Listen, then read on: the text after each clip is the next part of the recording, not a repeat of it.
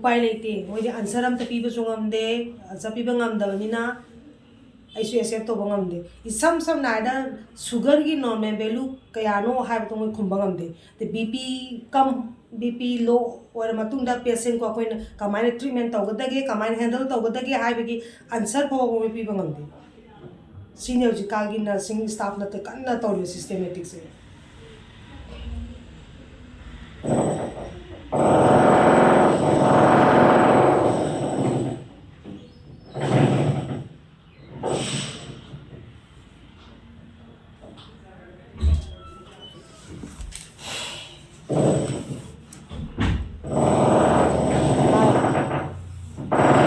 staff karagi interview lobane adu staff sing se jikangi nursing staff sing se samna theory practicals theory jo pakna khangdaba kamaina sing tamino gyan tadre then adai musu masi college na soira na to student na soira simade haiba ngamdre anis dama dilere ko aduga adu matam su practical su khangdaba isam samna da bp normal value wo haiba ngamde or sugar gi normal value haiba ngamde sugar low ora matunda patient ko koina kamaina treatment tawgadage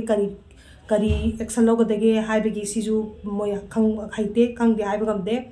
then number 2 bp kam bp low ora matunda bp je ko gi normal la na bagi damta kai tawgadage fast treatment fast action kai logadage haiba se sibo haiba ngamde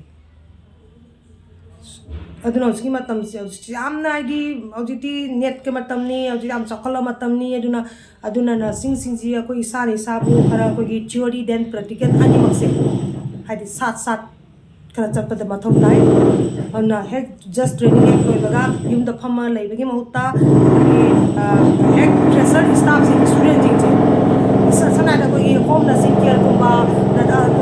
api ko small ye ko gi clinic ko da thabak to gi mahutta कोई hospital अमदा salary यामना यामी यामदे थीदबिदा कोई हाना join तौबा थबक से join तौरगा कोई practical theory से हाइबा मा दरकार होई आइना प्रैक्टिकल हाइत्रगदी कमाइना इंटरव्यू मतमदा आइना कमाइना अदुगी आंसर पीबा नगमले याम थेने सजो याम थेने